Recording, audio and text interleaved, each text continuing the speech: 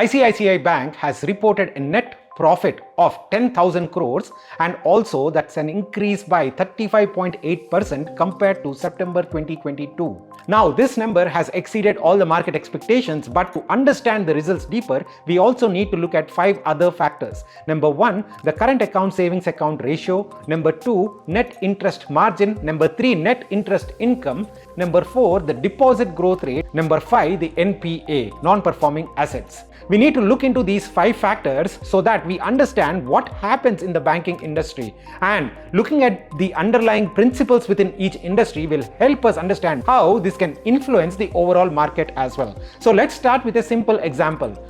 Imagine Pavan and Kashyap are depositing 50 rupees each into their ICICI accounts, and ICICI takes out this 100 rupees and gives it out as a loan to 10 other customers. Let's take for a simplicity purpose that it is giving out loans on all the 100 rupees, but in reality it has to hold back a certain amount. Now, the most important thing for ICICI over here is that it is collecting back all the 100 rupees it is giving out to the customers, because if it is not getting these 10 rupees back from these customers, then it has to take the entire brunt of that loss. So even if it is giving out these loans on a lower interest, it doesn't really matter. It has to get all of this money back, and that is reflected in NPA, non-performing assets. And this NPA has come down. This number was 0.48% and this number came down to 0.43%, which is a great news. This indicates their credit appraisal system is pretty strong. Now, on the other end of the spectrum, it also needs to make sure that it is getting an inflow of deposits continuously. There should be more and more people like Pavan and Kashyap coming and putting their money in ICICI Bank. Otherwise, it won't have any money to give out the deposit, right? So, the number of deposits inflowing into the ICICI Bank have also increased by 18%. We as a country are becoming a credit society. It is easy for these banks to find people and give out loans, but it is difficult for these banks to actually attract deposits from the customers, and hence war is one where it is able to actually attract more deposits. And the third metric over here is the current account saving accounts ratio, CASA ratio. And what is this specifically? Imagine if Pavan is putting his money in his current account and if Kashyap is putting his money in a fixed deposit. What is the difference for ICICI Bank? ICICI Bank need not give any interest to Pavan because it's a current account.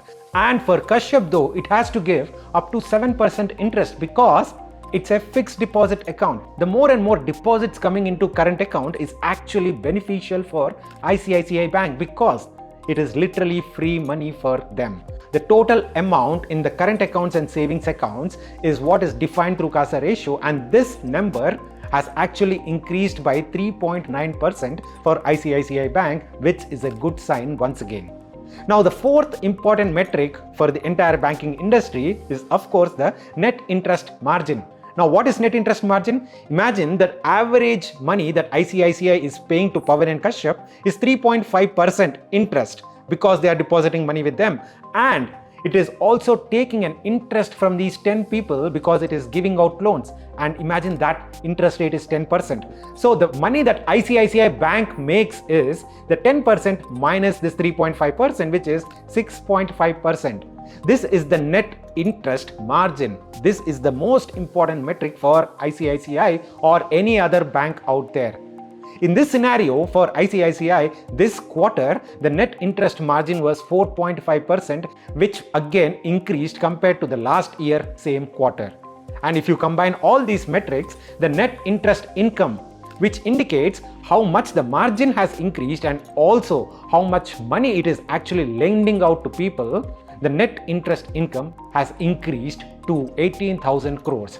All these 5 metrics not only teach about how ICICI is performing right now in the market, but if you go look at for these 5 metrics in any other quarterly report of a public sector bank or a private sector bank, you will understand whether that bank is performing well versus not. And if you would like me to do these kind of analysis with respect to any industry, taking their quarterly reports and giving out the fundamental business analysis of that industry, do let me know in the comments box and I will be happy to do that analysis. Thank you so much guys. We'll see you again in the next one. Bye.